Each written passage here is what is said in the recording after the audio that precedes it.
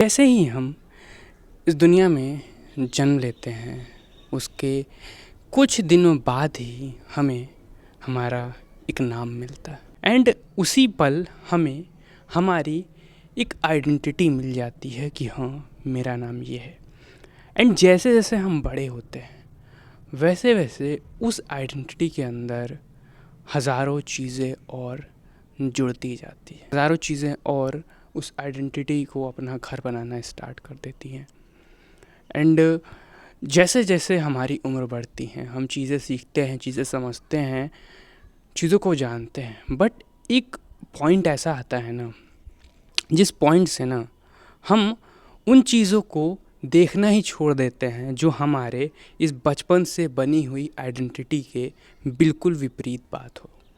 वो मैटर नहीं करता सच है, मैटर नहीं करता झूठ है, मैटर ये करता है कि जो ये आइडेंटिटी बन रखी है, इस आइडेंटिटी ने जिन बातों को मान रखा है, उन बातों के मैच में जो बातें रहेंगी, हम उन बातों को ही भाव देंगे और जो बातें इस आइडेंटिटी को तोड़ने का प्रयास करेंगी, हम उससे दूर भागना ज़्यादा प्रेफर करेंगे।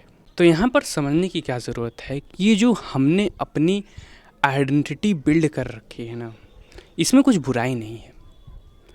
बुराई क्रिएट तब होती है जब हम उन चीज़ों को मना करना स्टार्ट कर देते हैं, उन चीज़ों से दूर भागना स्टार्ट कर देते हैं जो इस आइडेंटिटी के विपरीत है और जो हमारे लिए सही है। अगर तुम अपने आप को देखो तो तुम क्या पाओगे कि तुम अपने अंदर कई सारे बिलीव्स को बिल्ड कर रखे हो, तुमने कई मान्यताएं बिठा रखी हैं, तुम्हारा जो वर्ल्ड व्यू है, इस दुनिया को देखने का पर्सपेक्टिव है, वो तुमने जगह जगह से एक्सपीरियंसेस इकट्ठा कर करके क्रिएट कर रखी है। एंड अपनी इसी पर्सपेक्टिव से इस पूरी दुनिया को देखते, इस पूरी दुनिया को जज करते हो।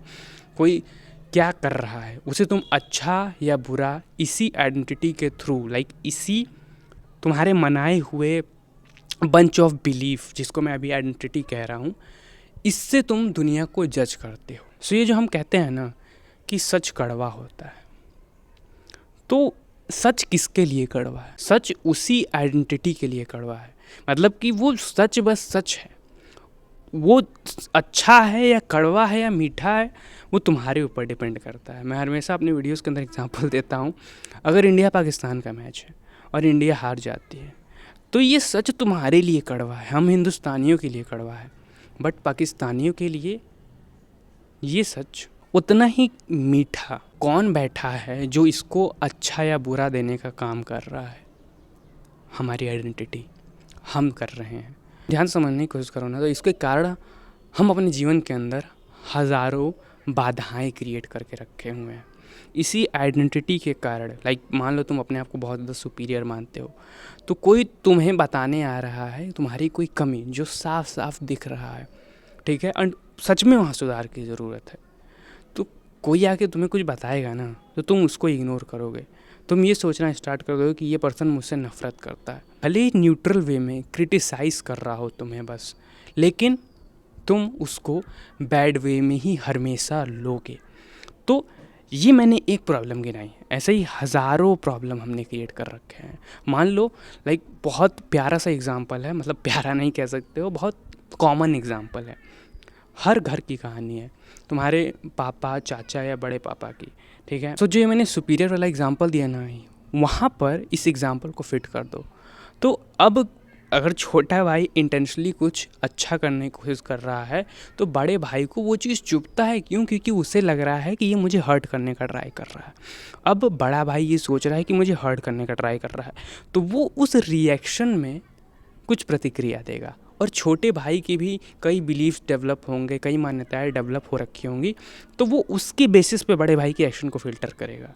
मतलब जिस लिए छोटे भाई ने एक्ट किया वो बड़े भाई को नहीं पता चला, ठीक है, बड़े भाई ने उसको गलत वे में ले लिया, और बड़े भाई ने उसके रिएक्शन में जो चीज़ किया छोटा भाई नहीं समझ पाया कि हाँ, इस चीज़ के पीछे का कारण ये है, मेरे बड़े भाई ने ये चीज़ इसलिए किया क्योंकि वो अपने आप को सुपीरियर मानते हैं और उन्हें मेरे इस काम से दुख हुआ है। इस वे में नहीं देखेगा, वो हो सकता है इस वे में देखे, लेकिन वो अलग और वे में देखा। क्यों? क्योंकि उसका जो बिलीव्स बिल्ड हो रखे हैं वो अलग तरीके से बिल्ड हो रखे हैं, ठीक है।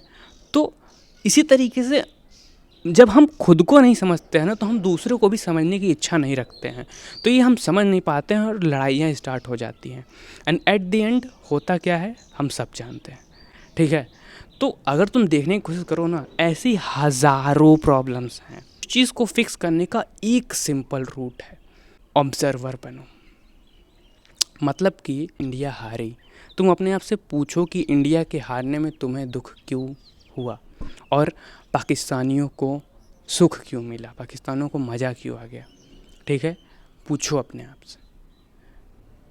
मैं ऊपर ऊपर से पूछने की बात नहीं कर रहा हूँ, मैं अंदर से पूछने की बात कर रहा हूँ, ऐसा क्यों हुआ, आखिर ऐसा क्या कारण है कि मेरा और उसका रिएक्शन अलग अलग है। तुम्हारे अंदर से किसी चीज़ के लिए नफ़रत उठ रही है, ऑब्ज़र्व करो। जब तुम ऑब्ज़र्वर बन जाते हो ना, तो तुम्हारी आइडेंटिटी के अंदर बनी हुई, मतलब बिल्ड हो रखी जो प्रॉब्लम्स है ना, बिल्ड हो रखी जो बीमारियां हैं ना, तुम उनको अलग करके देख पाते हो अपनी आइडेंटिटी से, ठीक है। जब तुम अलग करके देख पाते हो तो तुम समझ पाते हो कि ये घातक है, ये तुम्हारे लाइफ को, जीवन को बेकार करने का ही काम कर रही है, ठीक है। मतलब तुम्हें गुस्सा आ रहा है, ऑब्ज़र्व करो गुस्सा क्यों आ रहा है। तुम्हें किसी लड़की पे प्यार आ रहा है, ऑब्ज़र्व करो क्या कारण है कि लड़की से प्यार हो रहा है। जब तुम ऐसे बन जाते हो ना, तो यहाँ से विज़डम के रास्ते पर चलना स्टार्ट कर देते हो। तुम किसी चीज़ को आसानी से पर्सनली नहीं लेते हो। तो तुम ये जो यूट्यूब पर वीडियोज़ वगैरह देखते हो कि ऑरा कैसे बिल्ड करें, दूसरों पे अच्छा इंप्रेशन कैसे बनाएं, जब तुम मेरी बताई गई स्टेट पे पहुंच जाते हो ना, तो तुम्हारे अंदर वो सारी चीज़ें ऑटोमेटिकली ही इंस्टॉल हो जाते हैं। मतलब वो इंसान परमानेंट हो जाते हो।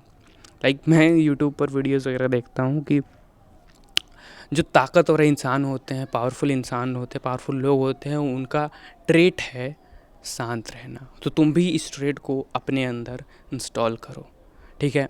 ऐसे 5 ट्रेट जो कि तुम्हारे ऑरा फार्मिंग कर देंगे, ठीक है। तो उन ट्रेट्स को मत अपने अंदर डालो, वैसा इंसान ही बन जाओ जिसके अंदर ट्रेट्स ऑटोमेटिकली ही आ जाते हैं, अपने आप ही आ जाते हैं। ये चीज़ करते हो ना, तब तुम्हारा एब्सोल्यूट ऑरा फार्मिंग होता है। एंड तुम्हारे ऑरा फार्मिंग से तुम्हें फ़र्क भी नहीं पड़ता है। तो इससे तुम्हारा ऑरा और ज़्यादा मैक्स हो जाता है, क्योंकि तुम्हें तुम्हारे ऑरा से फ़र्क ही नहीं पड़ रहा है। मैं कभी कभी बैठ कर इस चीज़ को सोचता हूँ कि हमने अपने जीवन के अंदर कितनी ज़्यादा विडम्बनाएँ खुद के हाथों से पाल रखी है। जो मैंने एग्जांपल दिया ना, जिस तरीके से बाप बेटा, भाई भाई आपस में लड़ाई कर लेते हैं, ये एक एग्जांपल है यार। इसको तुम अपने लाइफ के हर एरिया के अंदर इंस्टॉल करके देखो। ज़रा सोचो, वो इंसान जो सोचता है कि मैं कभी कामयाब नहीं बन सकता, या फिर मैं गुड लुकिंग नहीं हूँ, या फिर कोई भी चीज़ जो नेगेटिव वे में उसने अपने लिए ही पाल रखी है। अब सोचो, अब उस इंसान के साथ अच्छा भी होगा ना, तो वो इंसान इस चीज़ को अनदेखा कर देगा, और वो इंसान हमेशा हमेशा वही चीज़ें देखेगा जो उसको ये प्रूफ करती है कि तुम घटिया इंसान हो, तुम्हारे अंदर ये कमी है, तुम कामयाब नहीं बन सकते। देखो, ये सबूत है कि तुम कामयाब नहीं बन सकते हो। बात ये नहीं है कि हमारे साथ गलत होता नहीं है, गलत होता है, बट हमारे लिए जो अच्छी चीज़ें हो रही हैं ना, वो बिल्कुल गायब हो जाती हैं। लाइक तुम में से बहुत सारे ऐसे प्यारे लोग होंगे जो अपने आप को अनलक्की मानते हैं, बट मुझे तुम बताओ कि क्या तुम देख नहीं सकते हो, क्या तुम बोल नहीं सकते हो, क्या तुम सांस नहीं ले सकते हो। लाइक तुम्हारे पास बहुत सारी ऐसी चीज़ें हैं जो पाने के लिए दूसरे लोग तरसते हैं। तो मैं ये नहीं कह रहा हूँ कि तुम्हारी प्रॉब्लम नहीं है ना, बिल्कुल नहीं कह रहा हूँ। मैं बस इतना बताना चाह रहा हूँ कि मैं लक्की हूँ, अनलक्की हूँ, मैं बेकार हूँ, मैं अच्छा हूँ। इन सब की बाउंड्रीज तुम अपने आप को खुद बोलते हो, ठीक है। पास्ट में जो चीज़ें हो रखी हैं यार, उसके लिए तुम कुछ नहीं कर सकते हो। लेकिन जो आने वाला रियलिटी है ना, तुम किस बेसिस पे देखोगे उसको, ये डिपेंड करता है कि तुम अपने आप को मान क्या रहे हो। तो तुमने अपने आइडेंटिटी के अंदर जो गंदी चीज़ें बिल्ड कर रखे हैं ना, बिठा रखी हैं कि मैं गुड लुकिंग नहीं हूँ, मैं स्मार्ट नहीं हूँ, मैं अच्छा नहीं हूँ पढ़ने में, या फिर मैं अपने जीवन के अंदर कामयाब नहीं बन सकता, ये जितने लिमिटिंग बिलीव्स तुमने पाल रखे हैं ना, इनको एक बार देखो, अपने से अलग करके देखो, क्या ये ट्रुथ है। और क्या तुम्हारे जीवन में कहीं ऐसा नहीं हुआ है कि तुम इन बिलीव्स के उल्टा परफॉर्म किए हो? लाइक तुम अगर अपने आप को अनलक्की मानते हो तो क्या तुम्हारे साथ ऐसी चीज़ें नहीं हुई जिसके अंदर तुम ये देख सको कि तुम लक्की हो उस सिचुएशन में? तुम अपने आप को गुड लुकिंग नहीं मानते हो, तुम देख सको कि हाँ उस सिचुएशन में तुम गुड लुकिंग थे। मैं ये नहीं कह रहा हूँ तुम नहीं हो, बस मैं कह रहा हूँ देखो, देखो अभी पूछो। आज का होमवर्क ही यही है। सो या आई होप तुम्हें वीडियो के अंदर बताई गई बातें समझ आई होगी। अगर नहीं समझ में आई ना मेरे भाई दोबारा देखो, क्योंकि बहुत ज़्यादा इंपॉर्टेंट बात बताई है मैंने, और ये चीज़ लोगों को समझने में ना बहुत ज़्यादा टाइम लग जाता है। मैंने ये जो बताया है ना, ये तुम में से बहुत लोगों को इनसिक्योर कर सकता है, क्योंकि मैंने तुम्हारे डायरेक्ट आइडेंटिटी पर अटैक किया है। मतलब डायरेक्ट उसी पार्ट पे अटैक किया है जो तुम्हारा बेस है। ऐसा समझो कि जिस सतह पर तुम खड़े हो मैंने उस सतह पर ही वार कर दिया है। लेकिन तुम्हें ये सोचना ज़रूरी है, ये पूछना ज़रूरी है अपने आप से, ठीक है? अगर तुम नहीं पूछते हो ना तो अभी से 5 साल बाद 6 साल बाद तुम इसी कंक्लूजन तक आओगे जो मैं बता रहा हूँ। तो एक बार अपने आप से पूछो। आई होप तुम्हें वीडियो अच्छी लगी होगी। अगर तुम्हें ये वीडियो अच्छी वीडियो को लाइक कर दो, चैनल को सब्सक्राइब कर दो ऐसी वीडियो देखने। तब तक के लिए bye and try to improve your self.